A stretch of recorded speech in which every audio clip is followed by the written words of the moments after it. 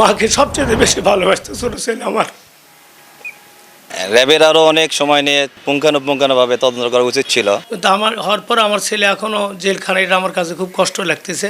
শিক্ষিত লোক ছাড়া ভাড়া দেওয়া যাবে না, এটা আমি আজকে হাড়ে হাড়ে বুঝতেছি আর কি। আমরা স্থানীয় মেয়ে, কিন্তু এত বড় যে মানে ক্রাইম আলা মেয়ে, এটা তো আমরা আগে জানতাম না। এর শাস্তি যেভাবে নির্মমভাবে মারিছে থাকে, এর শাস্তি গোটা বিশ্বগুলো দেশের মানুষ জানুক আর কি। আমাদের সবারই বিশ্বাস যে আমার ছোট ভাই এই কাজটা কখনো করতে পারে না, কারণ আমরা ছোটবেলা থেকে তাকে দেখে আসতেছি। সে থাকতো 4 তলায়, রোড সাইডের যে ফ্ল্যাটটা, সেটাতে যে র্যাব তাকে প্রথমে নিয়ে যাওয়ার পর জিজ্ঞাসাবাদের মাধ্যমে তারা কিছু তথ্য পায়, সেগুলোর ভিত্তিতে তারা প্রেস ব্রিফিং করে। তো আমিও মনে করি যে অনেকটাই তাড়াহুড়ার মাধ্যমে তদন্ত করার কারণে এইরকম একটা তদন্ত রিপোর্ট চলে এসেছিল। তো আমিও মনে করি যে র্যাব যদি আরেকটু সময় নিয়ে, যদি আরেকটু সুষ্ঠুভাবে সময় নিয়ে যদি তদন্ত করতো, হয়তো আমার ভাইকে এই দিনটা দেখতে হতো না।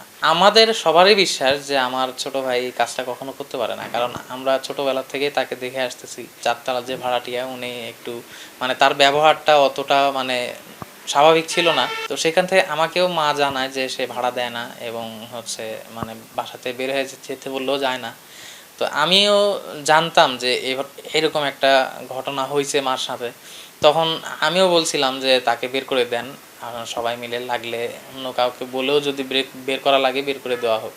তো তখন বাসা থেকে জানানোর পরেও সে বের হয়নি। তখন থেকে আমি একটা সন্দেহের মধ্যে বা ভয়ের মধ্যেই ছিলাম যে হয়তো এই মহিলাটা কোনো খারাপ কাজ করতেও পারে। সে থাকতো 4 তলায়, রোড সাইডের যে ফ্ল্যাটটা, সেটাতে।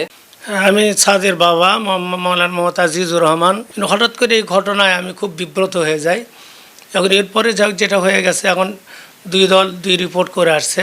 বেশ, এখন সরকারি বাহিনী তারা উভয়ই আর কি, র্যাবেরা হয়তো তড়িঘড়ি করছে, জানি না ভিতরে কি। আর বিশেষ করে আমাদের পরবর্তীতে যে মূল সত্যটা উদ্ঘাটিত হয়ে আসলো, এর সঙ্গে আমি আগে কিছু কথা বলছিলাম, তার সঙ্গে পরবর্তী উদ্ঘাটনের সঙ্গে পুরোপুরি মিল আছে আর কি। মেয়েটা ভাড়া থাকতো আমার এখানে, একে আমার 1.5 মাস হলে বের করে দিব, খুব চেষ্টা করতেছিলাম, আজ যাই কাল যাই, এরকম যেতে যেতে যাওয়ার আগ দিয়ে ঘটনাটা সে ঘটালো আর কি। কিন্তু আমার হওয়ার পর আমার ছেলে এখনও জেলখানা, এটা আমার কাছে খুব কষ্ট লাগতেছে। আমি চাচ্ছি যে প্রকৃত অপরাধী যদি বের হয়ে গেছে, রাষ্ট্রীয় আইনের সংবিধান অনুযায়ী সর্বোচ্চ শাস্তি তাদের ফাঁসির দাবি আমি চাই। আমার সন্তান যেহেতু নির্দোষ, তাকে দ্রুত যে আদালতের জামিন দিয়ে আমার কাছে ফিরে দেওয়া হয়।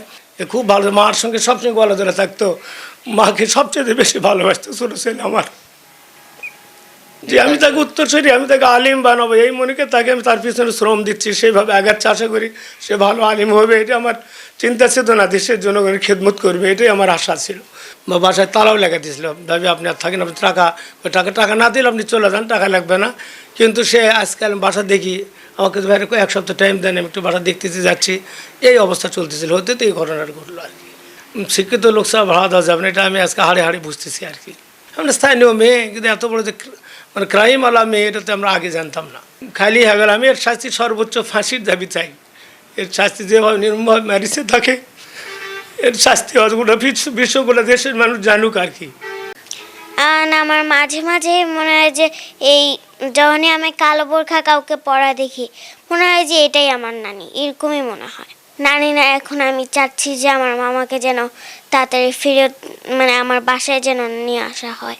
র্যাবের আরও অনেক সময় নিয়ে পুঙ্খানুপুঙ্খানুভাবে তদন্ত করা উচিত ছিল। তারা কি যেন তড়িঘড়ি করে এই রিপোর্টটা দিল, দিয়ে আমার ভাগনাকে সারা পৃথিবীর ভিতরে একটা করলো, কলঙ্কিত করলো।